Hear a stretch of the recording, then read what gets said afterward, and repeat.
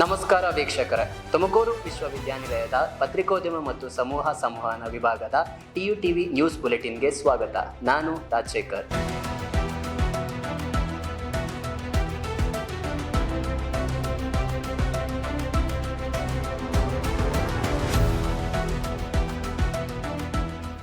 ಇದೀಗ ಮುಖ್ಯಾಂಶಗಳು.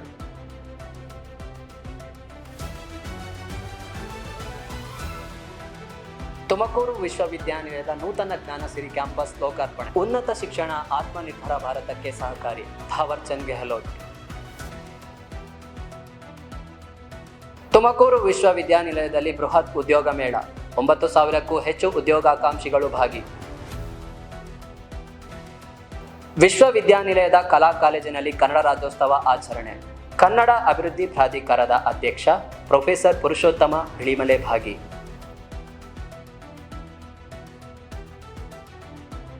ತುಮಕೂರು ವಿಶ್ವವಿದ್ಯಾನಿಲಯದ ಪತ್ರಿಕೋದ್ಯಮ ಮತ್ತು ಸಮೂಹ ಸಂವಹನ ವಿಭಾಗದ ಆರಂಭ 2025. ಹೊಸ ವಿದ್ಯಾರ್ಥಿಗಳಿಗೆ ಸ್ವಾಗತ. ತುಮಕೂರು ವಿಶ್ವವಿದ್ಯಾನಿಲಯದಲ್ಲಿ ರಾಷ್ಟ್ರೀಯ ಏಕತಾ ದಿನ ಆಚರಣೆ.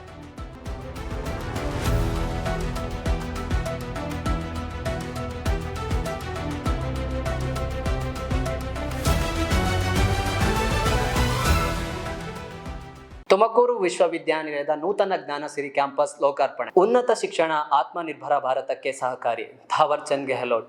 ತುಮಕೂರಿನ ಹೊರವಲಯದ ಬಿದರಕಟ್ಟೆಯಲ್ಲಿರುವ ತುಮಕೂರು ವಿಶ್ವವಿದ್ಯಾನಿಲಯದ ನೂತನ ಜ್ಞಾನಸಿರಿ ಕ್ಯಾಂಪಸ್ನ ಉದ್ಘಾಟನಾ ಸಮಾರಂಭ ನವೆಂಬರ್ 7ರಂದು ನೆರವೇರಿತು. ಕರ್ನಾಟಕದ ರಾಜ್ಯಪಾಲರಾದ ಥಾವರ್ ಚಂದ್ ಗೆಹ್ಲೋಟ್ ಕಾರ್ಯಕ್ರಮವನ್ನು ಉದ್ಘಾಟಿಸಿ ಮಾತನಾಡಿ, ವಿಶ್ವವಿದ್ಯಾನಿಲಯಗಳು ವಿದ್ಯಾರ್ಥಿಗಳಿಗೆ ಶಿಕ್ಷಣ ನೀಡುವುದರ ಜೊತೆಗೆ ಜ್ಞಾನಿಗಳನ್ನಾಗಿಸುವ ದೇಗುಲಗಳಾಗಿ ಆತ್ಮನಿರ್ಭರ ಭಾರತದ ನಿರ್ಮಾಣಕ್ಕೆ ಸಹಕಾರಿಯಾಗಬೇಕು ಎಂದು ಕರೆ ನೀಡಿದರು. अकादमिक भवन और कला भवन इस विश्वविद्यालय के विकास की दिशा में महत्वपूर्ण मील का पत्थर साबित होगा. इन भवनों से अधिगमन की सुविधाएं बढ़ेगी और शोध, नवाचार एवं सृजन के नए आयाम खुलेंगे. ये भवन आधुनिक सुविधाओं से युक्त हैं जो शिक्षण, प्रशिक्षण, शोध एवं नवाचार को और अधिक सशक्त करेंगे. ರಾಜ್ಯದ ಗೃಹ ಸಚಿವ ಹಾಗೂ ತುಮಕೂರು ಜಿಲ್ಲಾ ಉಸ್ತುವಾರಿ ಸಚಿವರಾದ ಡಾಕ್ಟರ್ ಜಿ ಪರಮೇಶ್ವರ್ ನೂತನ ಜ್ಞಾನಸಿರಿ ಕ್ಯಾಂಪಸ್ಗೆ 40 ಕೋಟಿ ರೂಪಾಯಿ ವೆಚ್ಚದ ಸಂಪರ್ಕ ರಸ್ತೆ ಯೋಜನೆಯನ್ನು ರೂಪಿಸಲಾಗಿದ್ದು, ತುಮಕೂರು ವಿಶ್ವವಿದ್ಯಾನಿಲಯದ ಸರ್ವಾಂಗೀಣ ಅಭಿವೃದ್ಧಿಗೆ ಬದ್ಧನಾಗಿರುತ್ತೇನೆ ಎಂದರು. So we are also expansion of the society was able to study or learn in children to schools also early. ನಕ್ಷೆಗಳನ್ನು ಮಾಡಿದ್ದೇವೆ. ಒಂದು ನಕ್ಷೆ ಸುಮಾರು 40 ಕೋಟಿ ರೂಪಾಯಿ ಆಗುತ್ತೆ. ಇನ್ನೊಂದು ನಕ್ಷೆ ಒಂದು 5 ಕೋಟಿ ಕಡಿಮೆ ಆಗ್ಬೋದು. ಆದರೆ ಅದನ್ನು ಮಾಡೋದಕ್ಕೆ ಈಗಾಗಲೇ ನಾನು ಮತ್ತು ಸುಧಾಕರ್ ಅವರು ನಿನ್ನೆ ಕೂಡ ಮಾನ್ಯ ಮುಖ್ಯಮಂತ್ರಿಗಳ ಗಮನಕ್ಕೆ ತಂದಿದ್ದೇವೆ. ಕಾರ್ಯಕ್ರಮದ ಅಧ್ಯಕ್ಷತೆ ವಹಿಸಿದ್ದ ಉನ್ನತ ಶಿಕ್ಷಣ ಸಚಿವ ಡಾಕ್ಟರ್ MC ಸುಧಾಕರ್ ಮಾತನಾಡಿ, ರಾಜ್ಯ ಸರ್ಕಾರ ಉನ್ನತ ಶಿಕ್ಷಣವನ್ನು ಗಂಭೀರವಾಗಿ ಪರಿಗಣಿಸಿದ್ದು, ನೂತನ ಕ್ಯಾಂಪಸ್ನ ಅಭಿವೃದ್ಧಿಗೆ ಸರ್ಕಾರ ಸಂಪೂರ್ಣ ಸಹಕಾರ ನೀಡಲಿದೆ ಎಂದರು. ಇವತ್ತು ದೊಡ್ಡ ಮಟ್ಟದಲ್ಲಿ ಅಂತಾರಾಷ್ಟ್ರೀಯ ವಿಶ್ವವಿದ್ಯಾಲಯಗಳು ಬೆಂಗಳೂರಿನಲ್ಲಿ ಸ್ಥಾಪನೆ ಆಗ್ತಕ್ಕಂಥ ಒಂದು ಅವಕಾಶ. ಇದ್ರ ಜೊತೆಗೆ ಇವತ್ತು ವೆಲ್ಸ್ ಯೂನಿವರ್ಸಿಟೀಸ್ ಅಂತ ಹೇಳಿ ಯೂನಿವರ್ಸಿಟಿ ಆಫ್ ವೆಲ್ಸ್ ಮತ್ತು ಇತರೆ ವಿಶ್ವವಿದ್ಯಾಲಯಗಳ ಜೊತೆಯಲ್ಲಿ 8 ನಮ್ಮ ಸರ್ಕಾರಿ ವಿಶ್ವವಿದ್ಯಾಲಯಗಳ ಜೊತೆಯಲ್ಲಿ ಒಂದು ಒಡಂಬಡಿಕೆಯನ್ನು ಮಾಡಿಕೊಳ್ತಾ ಇದ್ದೇವೆ. 4,500 ಪೌಂಡು ಸರಿಸುಮಾರು 5 ಲಕ್ಷ ಮಕ್ಕಳು ವ್ಯವಸ್ಥೆ ಅಲ್ಲಿರ್ತಕ್ಕಂಥ ಒಂದು ಎಲ್ಲ ಪ್ರಯೋಗಗಳು, ಪ್ರಯತ್ನಗಳನ್ನು ಇಲ್ಲಿ ತಂದು ಅವರಿಗೆ ಅದರ ಒಂದು ದರ್ಶನ ಮತ್ತು ಅದರ ಅನುಭವವನ್ನು ಕೊಡ್ತಕ್ಕಂಥ ಒಂದು ಪ್ರಯತ್ನವನ್ನು ನಾವು ಮಾಡ್ತಾ ಇದ್ದೇವೆ. ಅದರಿಂದ ಕಾರ್ಯಕ್ರಮದಲ್ಲಿ ಭಾಗವಹಿಸಿದ್ದ ತುಮಕೂರು ಗ್ರಾಮಾಂತರ ವಿಧಾನಸಭಾ ಕ್ಷೇತ್ರದ ಶಾಸಕರಾದ ಸುರೇಶ್ ಗೌಡ ಮಾತನಾಡಿ, ಜ್ಞಾನಸಿರಿ ಕ್ಯಾಂಪಸ್ ಶ್ರೇಷ್ಠ ಶಿಕ್ಷಣಕ್ಕೆ ಬುನಾದಿಯಾಗಿ ಇಲ್ಲಿನ ವಿದ್ಯಾರ್ಥಿಗಳು ಸಂಸ್ಕಾರಯುತ ಶಿಕ್ಷಣ ಪಡೆಯಲಿ ಎಂದು ಹಾರೈಸಿದರು.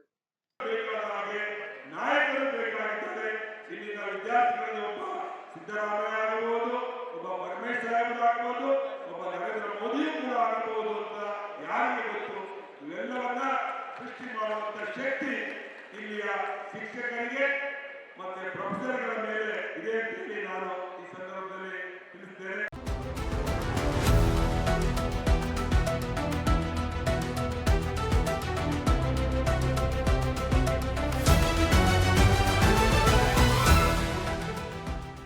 ತುಮಕೂರು ವಿಶ್ವವಿದ್ಯಾನಿಲಯದಲ್ಲಿ ಬೃಹತ್ ಉದ್ಯೋಗ ಮೇಳ, 9,000ಕ್ಕೂ ಹೆಚ್ಚು ಉದ್ಯೋಗಾಕಾಂಕ್ಷಿಗಳು ಭಾಗಿ.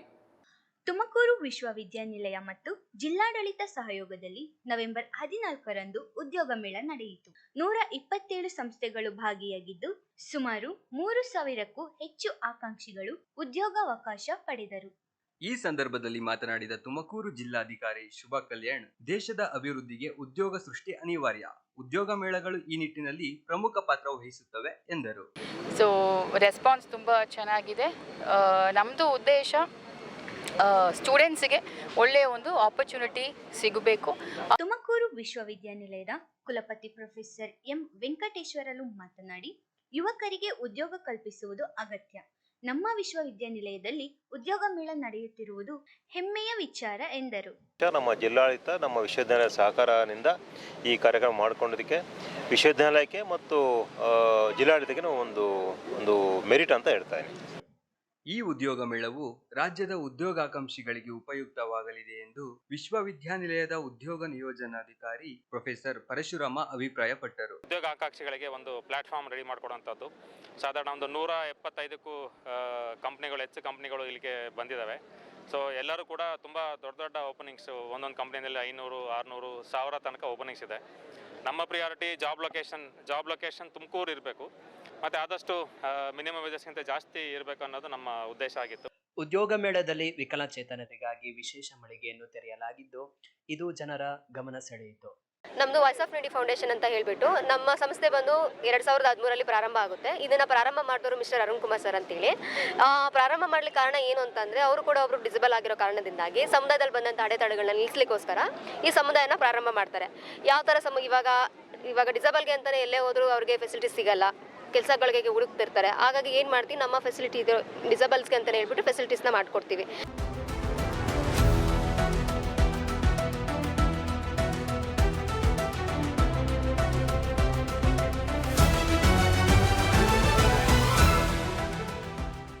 ವಿಶ್ವವಿದ್ಯಾನಿಲಯದ ಕಲಾ ಕಾಲೇಜಿನಲ್ಲಿ ಕನ್ನಡ ರಾಜ್ಯೋತ್ಸವ ಆಚರಣೆ.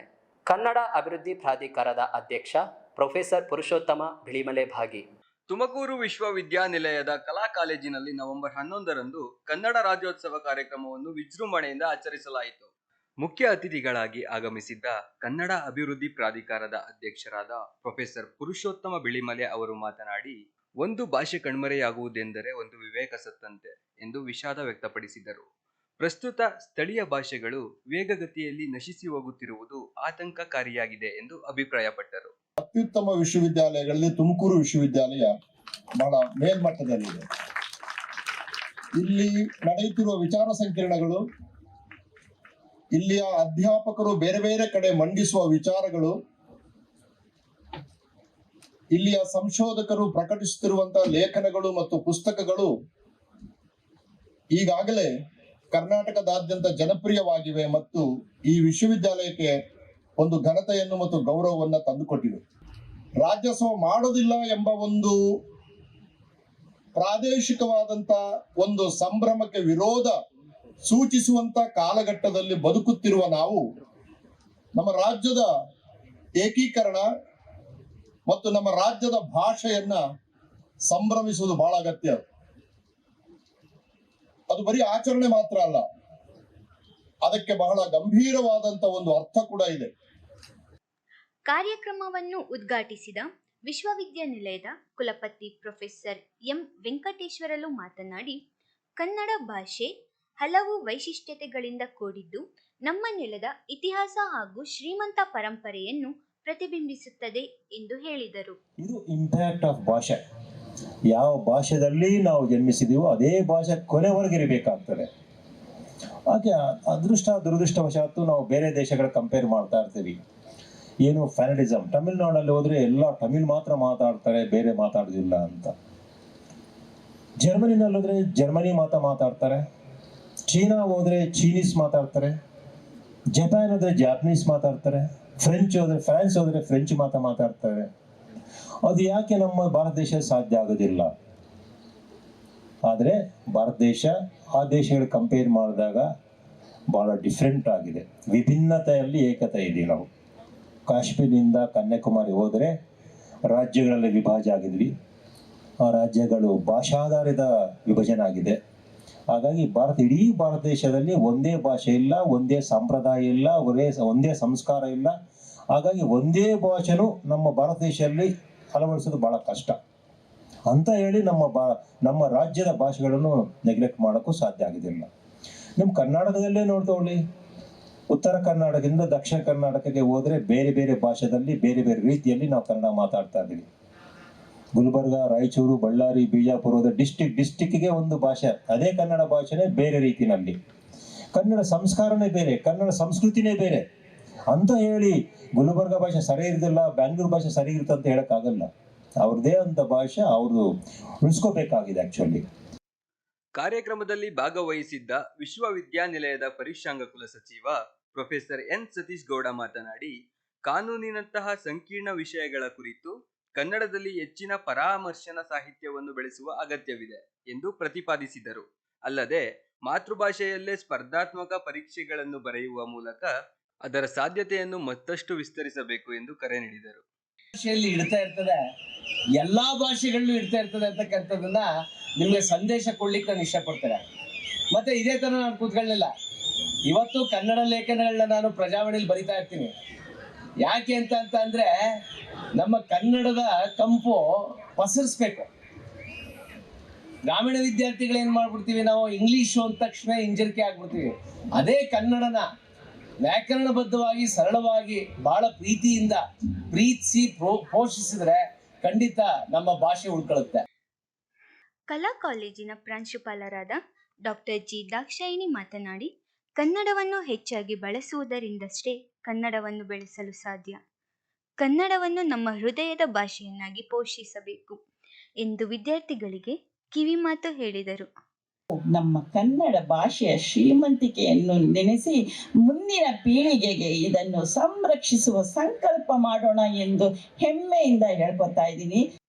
ಒಟ್ಟಾರೆಯಾಗಿ ಕಲಾ ಕಾಲೇಜಿನ ಕನ್ನಡ ರಾಜ್ಯೋತ್ಸವವು ನಾಡು ನುಡಿಯ ಮಹತ್ವವನ್ನು ಸಾರುವ ಮೂಲಕ ಯಶಸ್ವಿಯಾಗಿ ನೆರವೇರಿತು.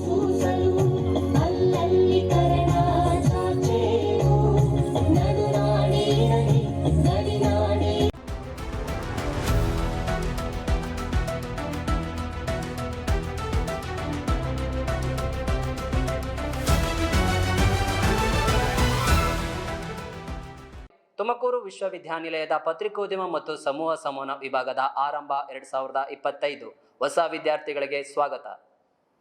ಕಾರ್ಯಕ್ರಮದಲ್ಲಿ ಮುಖ್ಯ ಅತಿಥಿ ಪ್ರೈಮ್ ಕನ್ನಡ ಡಿಜಿಟಲ್ ಮಾಧ್ಯಮದ ಸಂಪಾದಕ ರವಿತೇಜ ಚಿಗಳಿಕಟ್ಟೆ ಮಾತನಾಡಿ, ಡಿಜಿಟಲ್ ಮಾಧ್ಯಮವು ಮುಂದಿನ ದಿನಗಳಲ್ಲಿ ಸ್ಥಳೀಯ ಮಟ್ಟದಲ್ಲಿ ಹೆಚ್ಚಿನ ಯಶಸ್ಸು ಕಾಣಲಿದೆ. ಸಾಂಪ್ರದಾಯಿಕ ಮಾಧ್ಯಮಗಳಿಗಿಂತ ಡಿಜಿಟಲ್ ಮಾಧ್ಯಮವು ಹೆಚ್ಚು ಮಂದಿಯನ್ನು ವೇಗವಾಗಿ ತಲುಪುವ ಗುಣವೇ ಇದಕ್ಕೆ ಕಾರಣ ಎಂದರು. ಡಿಜಿಟಲ್ ವ್ಯಾಪ್ತಿ ತೀರಾ ದೊಡ್ಡದು, ನೋಡಿದ್ರು ಹೆಚ್ಚಳವಾಗಿದೆ ಅಂತ ಪದೇ ಪದೇ ಹೇಳ್ತಾ ಇದ್ದೀನಿ. ಯಾಕಂದ್ರೆ ಇದರ ಬಗ್ಗೆ ನಿಮಗೆ ಅರಿವು ತುಂಬಾ ಮುಖ್ಯ. ಪತ್ರಿಕೋದ್ಯಮದ ಸ್ವರೂಪ ಚೇಂಜ್ ಆಗ್ತಾ ಇರುತ್ತೆ. ಯಾವ ಮಟ್ಟಿಗೆ ಅದರ ಪರಿಣಾಮ ಇದೆ ಅಂತ ಹೇಳಿದ್ರೆ, ಮುದ್ರಣ ಮಾಧ್ಯಮದವರು ಕೂಡ ಎಲ್ಲರೂ ಇವತ್ತಿಗೆ ತಮ್ಮದೇ ಆದಂತ ಸೋಷಿಯಲ್ ಮೀಡಿಯಾ ಹ್ಯಾಂಡಲ್ ಗಳನ್ನ ಮೇಂಟೈನ್ ಮಾಡ್ತಾರೆ. ಪ್ರತಿಯೊಂದು ನೀವು ನೋಡಿ, ಯಾವ್ದು ಪ್ರಜಾವಾಣಿ ತಗೊಳ್ಳಿ, ವಾರ್ತಾಭಾರತಿ ತಗೊಳ್ಳಿ, ಹೊಸ ದಿಗಂತ ತಗೊಳ್ಳಿ, ಸಂಯುಕ್ತ ಕರ್ನಾಟಕ, ಪ್ರತಿಯೊಬ್ಬರದ್ದು ಸೋಷಿಯಲ್ ಮೀಡಿಯಾ ಟೀಮ್ ಇದೆ. ಪ್ರತಿಯೊಬ್ಬರದ್ದು ಡಿಜಿಟಲ್ ಟೀಮ್ಗಳಿದಾವೆ, ಡಿಜಿಟಲ್ ವಿಂಗ್ಗಳಿರ್ತವೆ ಎಲ್ಲವೂ. ಯಾಕಂದ್ರೆ ಅವ್ರಿಗೂ ಸಹ ಗೊತ್ತಾಗಿದೆ ಅಲ್ಲಿ ನೋಡುಗರು ನಮ್ಗೆ ಹೆಚ್ಚಳವಾಗಿದ್ದಾರೆ ಅನ್ನೋದು.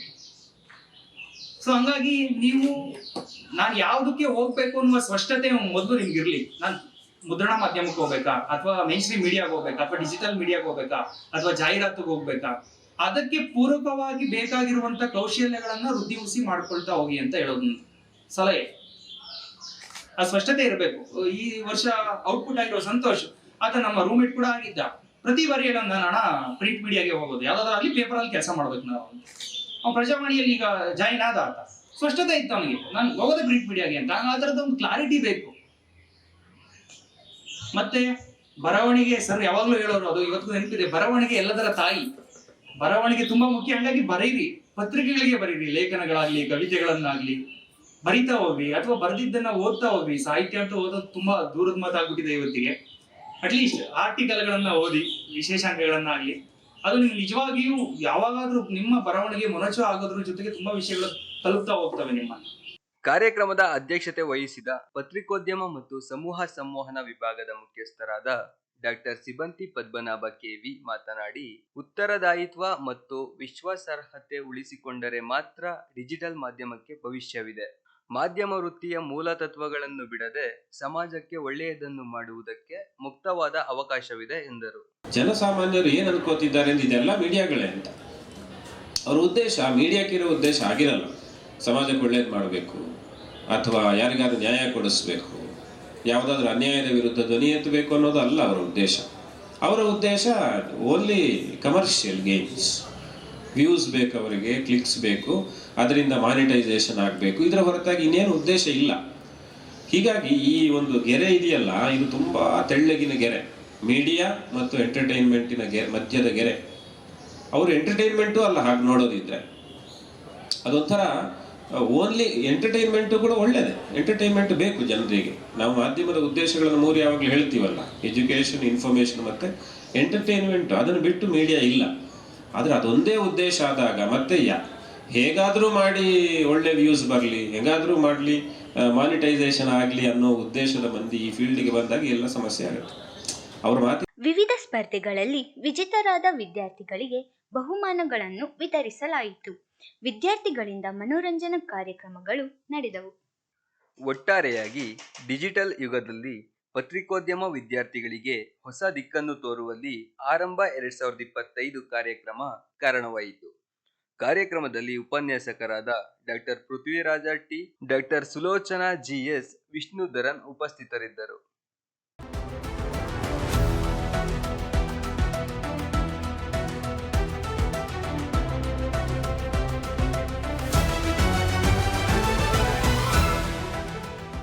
ತುಮಕೂರು ವಿಶ್ವವಿದ್ಯಾನಿಲಯದಲ್ಲಿ ರಾಷ್ಟ್ರೀಯ ಏಕತಾ ದಿನ ಆಚರಣೆ. ಉಕ್ಕಿನ ಮನುಷ್ಯ ಸರ್ದಾರ್ ವಲ್ಲಭಭಾಯ್ ಪಟೇಲ್ ಅವರ ಜಯಂತಿಯ ಪ್ರಯುಕ್ತ ವಿವಿಯಲ್ಲಿ ರಾಷ್ಟ್ರೀಯ ಏಕತಾ ದಿನವನ್ನು ಅಕ್ಟೋಬರ್ 31ರಂದು ಆಚರಿಸಲಾಯಿತು. ಉಪನ್ಯಾಸಕ ರಾಜೇಶ್ ಪದ್ಮಾರ್ ಮಾತನಾಡಿ, ಜನರಲ್ಲಿ ವೈಚಾರಿಕ ಭಿನ್ನಾಭಿಪ್ರಾಯಗಳು ಇರಬಹುದು, ಆದರೆ ರಾಷ್ಟ್ರದ ಏಕತೆಯ ವಿಚಾರದಲ್ಲಿ ರಾಜಿ ಮಾಡಿಕೊಳ್ಳಬಾರದು ಎಂದರು. ಸ್ವತಂತ್ರ ಭಾರತದ ಸಂದರ್ಭದ ದೇಶ ವಿಭಜನೆ ಕಾಲದಲ್ಲೂ ಕೂಡ ದೇಶವನ್ನ ಮುನ್ನಡೆಸಲಿಕ್ಕೆ ಬೇಕಾದ ಧೃತಿಗೆಡದ ಒಂದು ಛಾತಿ ಬೇಕಿತ್ತು. ರಕ್ತ ಕಂಡಾಗ 10 ಓಡುವ ನಾಯಕರೆಲ್ಲ ಬೇಕಾಗಿತ್ತು. ದೇಶ ವಿಭಜನೆಯ ಸಂದರ್ಭದಲ್ಲಿ ರಕ್ತಪಾತಗಳು, ಕೊಗ್ಗಲಿಗಳು, ಹಿಂಸೆಗಳು ಸಾಕಷ್ಟು ದೊಡ್ಡ ಪ್ರಮಾಣದಲ್ಲಿ ಆಯಿತು. ರಾಜಕೀಯ ತುಮುಲಗಳು, ಯಾವ ಡಿಸಿಷನ್ ತಗೊಳ್ಬೇಕು, ಹೇಗೆ ತಗೊಳ್ಬೇಕು, ಯಾವ ಶಬ್ದಗಳಲ್ಲಿ ಅದನ್ನು ಜನರಿಗೆ ಕನ್ವೆ ಮಾಡಬೇಕು ಅನ್ನುವ ಸಂದರ್ಭಗಳಲ್ಲೆಲ್ಲ ಅವರು ತೋರಿದ ಛಾತಿ, ಅದಕ್ಕೆ ಒಂದು ದೊಡ್ಡ ಹಿನ್ನೆಲೆಯನ್ನೇ ಬಾಲ್ಯಕಾಲದಿಂದಲೂ ಅವರು ಮೈಗೂಡಿಸ್ಕೊಂಡು ಬರ್ತಾರೆ. ಆ ರೀತಿಯ ಒಂದು ಜೀವನ ಸಾಗಿಸಿದವರೇ ಸರ್ದಾರ್ ಪಟೇಲ್ ಅವರು. ನಮ್ಮ ದೇಶದಲ್ಲಿ ಅಮೃತತ್ವದ ಒಂದು ಕಾನ್ಸೆಪ್ಟ್ ಇದೆ. ವ್ಯಕ್ತಿಗಳು ನಶ್ವರರು, ದೀರ್ಘಕಾಲ ಬದುಕಲ್ಲ. ಒಂದು ಕಾಲದ ನಂತರ ತಮ್ಮ ಭೌತಿಕ ಶರೀರ ಬಿಟ್ಟು ಹೋಗಲೇಬೇಕು. ನಾವೆಲ್ಲರೂ ಕೂಡ ಆ ಪ್ರಕ್ರಿಯೆಯಲ್ಲಿ ಭಾಗವಹಿಸುವರು. ಆದರೆ ಅಮೃತತ್ವ ಅನ್ನೋದು ಹೇಗೆ ಬರುತ್ತೆ ಅನ್ನೋದನ್ನ ನಮ್ಮ ದೇಶದಲ್ಲಿ ಹೇಳ್ತಾರೆ. ನ ಧನಯ, ದುಡ್ಡಿನಿಂದಲ್ಲ. ಎಷ್ಟು ತುಂಬಾ ದುಡ್ಡನ್ನ ಸಂಗ್ರಹ ಮಾಡ್ತೀರಿ ಜೀವನದಲ್ಲಿ, ಅದರ ಮೇಲೆ ಬರಲ್ಲ. ನ ಪ್ರಜೆಯ, ಎಷ್ಟು ಫಾಲೋವರ್ಸ್ ಇದ್ದಾರೆ, ಇನ್ಸ್ಟಾಗ್ರಾಮ್ ಅಲ್ಲಿ ಎಷ್ಟು ಲೈಕ್ಸ್ ಇದೆ, ಅದರ ಮೇಲೂ ಅಮೃತತ್ವ ಬರುವುದಿಲ್ಲ. ನ ಕರ್ಮಣ, ನಾಟ್ ಬೈ ಪ್ರೊಫೆಷನ್, ಯಾವುದು ಸೆಲೆಬ್ರಿಟಿ, ಕ್ರಿಕೆಟ್ ಅಥವಾ ಸಿನಿಮಾ, ಅದರ ಮೇಲೂ ಕೂಡ ಅಮೃತತ್ವ ಬರುವುದಿಲ್ಲ. ತ್ಯಾಗೇನ ಏಕೈವ ಅಮೃತತ್ವ ಮಾನುಷೋ ಅನ್ನುವಂಥದ್ದು ನಮ್ಮ ಸುಭಾಷಿತದ ಒಂದು ಮಾತು. ತ್ಯಾಗ ಅಂದ್ರೆ ಇನ್ನೊಬ್ಬರಿಗೋಸ್ಕರ ಜೀವನವನ್ನೇ ಸವಿಸುವಂಥದ್ದು, ಇನ್ನೊಬ್ಬರ ನೋವಿಗೋಸ್ಕರ ಸ್ಪಂದಿಸುವಂಥದ್ದು, ಸಮಾಜಕ್ಕೋಸ್ಕರ ಆ ತುಡಿತವನ್ನ ಜೀವನದುದ್ದಕ್ಕೂ ಕಾಪಾಡಿಕೊಂಡು ಬರುವಂಥದ್ದು. ಅವರು ಅಮರರಾಗ್ತಾರೆ. ಹೀಗಾಗಿ ಸರ್ದಾರ್ ಪಟೇಲ್ರನ್ನ ನಾವಿವತ್ತು ನೆನಪು ಮಾಡ್ಕೊಳ್ಳೋದು ತಮ್ಮ ಸ್ವಂತಕ್ಕೋಸ್ಕರ ಬದುಕಿದ ಒಬ್ಬ ವ್ಯಕ್ತಿಗೋಸ್ಕರ ಅಲ್ಲ. ಸ್ವಂತಕ್ಕೋಸ್ಕರ ಭವ್ಯ ಬಂಗಲೆಗಳನ್ನ ಕಟ್ಟಿ ಅಲ್ಲಿ ವಾಸ ಮಾಡಿದವರನ್ನ ನಾವಿವತ್ತಿನ ಸಮಾಜದಲ್ಲಿ ಸ್ಮರಿಸೋದಿಲ್ಲ. ತ್ಯಾಗ ಜೀವಿಗಳಾಗಿ ಇದ್ದದ್ದನ್ನೆಲ್ಲ ಕಲ್ಕೊಂಡು ಸಮಾಜದಿಂದ ಆರೋಪ ಪ್ರತ್ಯಾರೋಪಗಳನ್ನೆಲ್ಲ ಸ್ವೀಕರಿಸಿ, ಸಮ್ಮಾನಗಳಿರ್ಬೋದು, ವಿಮರ್ಶೆಗಳಿರ್ಬೋದು, ಟೀಕೆಗಳಿರ್ಬೋದು, ಬೈಗಳಗಳಿರ್ಬೋದು, ಎಲ್ಲವನ್ನು ಕೂಡ ಸ್ವೀಕರಿಸಿ, ಆದರೆ ಸಮಾಜ ಕಾರ್ಯದ ತನ್ನ ಪಥದಿಂದ, ಆ ದಾರಿಯಿಂದ ವಿಚಲಿತನಾಗದೆ ಆ ಲಕ್ಷ್ಯದ ಕಡೆಗೆ, ಗುರಿಯ ಕಡೆಗೆ ಜೀವನದ ಉದ್ದಕ್ಕೂ ಹೋದವರು ನಮ್ಮಲ್ಲಿ ಅಮೃತತ್ವವನ್ನು ಪಡೆಯುತ್ತಾರೆ. ಕಾರ್ಯಕ್ರಮದ ಅಧ್ಯಕ್ಷತೆ ವಹಿಸಿದ್ದ ಕುಲಪತಿ ಪ್ರೊಫೆಸರ್ ಎಂ ವೆಂಕಟೇಶ್ವರಲು ಮಾತನಾಡುತ್ತಾ ವಿದ್ಯಾರ್ಥಿಗಳು ತಮ್ಮ ಸಾಧನೆಗಳ ಮೂಲಕ ಮನ್ನಣೆ ಗಳಿಸಬೇಕೆಂದು ಒತ್ತಾಯಿಸಿದರು. ಸರ್ದಾರ್ ಪಟೇಲ್ ಸೇವೆ ಮತ್ತು ಶಕ್ತಿಯ ಮೂಲಕ ಹೆಸರುಗಳಿಸಿದಂತೆಯೇ ವಿದ್ಯಾರ್ಥಿಗಳು ಶ್ರೇಷ್ಠತೆಯ ಮೂಲಕ ತಮ್ಮದೇ ಆದ ಗುರುತನ್ನು ನಿರ್ಮಿಸಲು ಶ್ರಮಿಸಬೇಕು. ಅಂತಹ ವ್ಯಕ್ತಿಗಳನ್ನು ಮಾತ್ರ ರಾಷ್ಟ್ರವು ಸ್ಮರಿಸುತ್ತದೆ ಎಂದರು. ಹೆಸರು ಮುಂದೆ ಹಿಂದೆ ಇನ್ನೊಂದು ಹೆಸರು ತಗೋಗಳ ಜವಾಬ್ದಾರಿ ನಮ್ದಾಗಿರ್ತದೆ. ನಮ್ಮ ಕರ್ತವ್ಯದಿಂದ ದುಡಿಬೇಕಾಗ್ತದೆ. ಇವತ್ತು ವಲ್ಲಭಾಯ್ ಪಟೇಲ್ ಹೇಗೆ ಆಯಿತು, ಸರ್ದಾರ್ ಅಂತ ಹೆಸರು ಬಂತು ಅಲ್ಲ, ವಲ್ಲಭ ಅಂತ ಹೆಸರು ಬಂತು. ಅವರು ಮಾತ್ರ ಈ ರೀತಿ 2-3 ಹೆಸರು ತೊಗೊಳಕ್ಕೆ ಚಾನ್ಸ್ ಆಯಿತು. ಮಹಾತ್ಮ ಗಾಂಧಿ, ಅವ್ರ ಹೆಸರು ಮಹಾತ್ಮ ಇರಲಿಲ್ಲ, ಬರೀ ಗಾಂಧಿ ಇತ್ತು, ಮಹಾತ್ಮ ಗಾಂಧಿ ಆಯಿತು. ಇದು ಕೇವಲ ಸಾಧನೆಯಿಂದ ಪಡೆಯೋಕ್ಕೆ ಮಾತ್ರ ಸಾಧ್ಯ. ಸಾಧನೆಯಿಂದ ಯಾವ ರೀತಿ ಸಾಧನೆ ಅಂದರೆ, ನಿರ್ಭಯ ಅಂತ ತಿಳಿಸಿದ್ರು, ಒಂದು ಮಾತು ಹೇಳಿದ್ರು, ನಿರ್ಭಯ ಅಂತ ಪದ ಬಳಸಿದ್ರು. ಭಯ ಇಲ್ಲದ ರೀತಿಯಲ್ಲಿ ನಾವು ನಡೆಸ್ಕೋಬೇಕು. ಸರ್ದಾರ್ ವಲ್ಲಭಭಾಯ್ ಪಟೇಲ್ ಯಾಕೆ ನಿರ್ಭಯದಿಂದ ಕೆಲಸ ಮಾಡಿದ್ರು ಅಂತ ಹೇಳಿದ್ರೆ, ಅಲ್ಲಿ ಸ್ವಾರ್ಥ ಇರಲಿಲ್ಲ. ದೇಶ ಒಂದೇ ಇತ್ತು ಅವರಿಗೆ, ದೇಶ ಮುಖ್ಯ ಅಂತಿತ್ತು ಅವರಿಗೆ. 565 ಸಾಮ್ರಾಜ್ಯಗಳನ್ನು ಒಕ್ಕೂಡಿಸಿ ಏಕ ಭಾರತ್, ಒಂದೇ ಭಾರತ ಅಂತ ಮಾಡಿದ ವ್ಯಕ್ತಿ ಸರ್ದಾರ್ ವಲ್ಲಭಭಾಯ್ ಪಟೇಲ್. ಕಾಶ್ಮೀರ ಇರ್ಬೋದು, ಹೈದರಾಬಾದ್ ನಿಜಾಂ ಸರ್ಕಾರ ಇರ್ಬೋದು, ಎಲ್ಲ ಏಕತಾ ಭಾವನೆಯಿಂದ. ಯಾವಾಗಲೂ ನಾನು ಹೇಳ್ತಾ ಇದ್ದೀನಿ, ನಮ್ಮ ಉದ್ದೇಶ ಚೆನ್ನಾಗಿದ್ದರೆ ರಿಸಲ್ಟ್ ಚೆನ್ನಾಗಿರುತ್ತೆ. ಈ ಸಂದರ್ಭದಲ್ಲಿ ವಿಶ್ವವಿದ್ಯಾನಿಲಯದ ಹಣಕಾಸು ಅಧಿಕಾರಿ ನರಸಿಂಹಮೂರ್ತಿ, ಕಾರ್ಯಕ್ರಮದ ಸಂಯೋಜಕರಾದ ಡಾಕ್ಟರ್ ಎಂ ಮಂಜುನಾಥ ಮತ್ತಿತರರು ಉಪಸ್ಥಿತರಿದ್ದರು. ಇದೀಗ ಮತ್ತೊಮ್ಮೆ ಮುಖ್ಯಾಂಶಗಳು.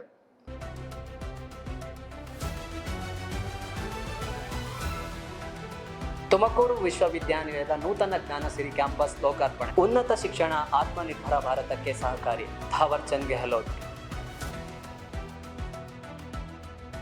ತುಮಕೂರು ವಿಶ್ವವಿದ್ಯಾನಿಲಯದಲ್ಲಿ ಬೃಹತ್ ಉದ್ಯೋಗ ಮೇಳ, 9,000ಕ್ಕೂ ಹೆಚ್ಚು ಉದ್ಯೋಗಾಕಾಂಕ್ಷಿಗಳು ಭಾಗಿ. ವಿಶ್ವವಿದ್ಯಾನಿಲಯದ ಕಲಾ ಕಾಲೇಜಿನಲ್ಲಿ ಕನ್ನಡ ರಾಜ್ಯೋತ್ಸವ ಆಚರಣೆ. ಕನ್ನಡ ಅಭಿವೃದ್ಧಿ ಪ್ರಾಧಿಕಾರದ ಅಧ್ಯಕ್ಷ ಪ್ರೊಫೆಸರ್ ಪುರುಷೋತ್ತಮ ಬಿಳಿಮಲೆ ಭಾಗಿ.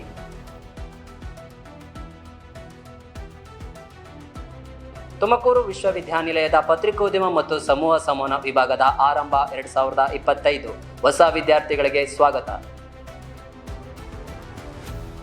ತುಮಕೂರು ವಿಶ್ವವಿದ್ಯಾನಿಲಯದಲ್ಲಿ ರಾಷ್ಟ್ರೀಯ ಏಕತಾ ದಿನ ಆಚರಣೆ. ಕ್ಯಾಂಪಸ್ ಸುದ್ದಿಗಳಿಗಾಗಿ ನೋಡ್ತಾ ಇರಿ TU TV ತುಮಕೂರು. ಧನ್ಯವಾದಗಳು.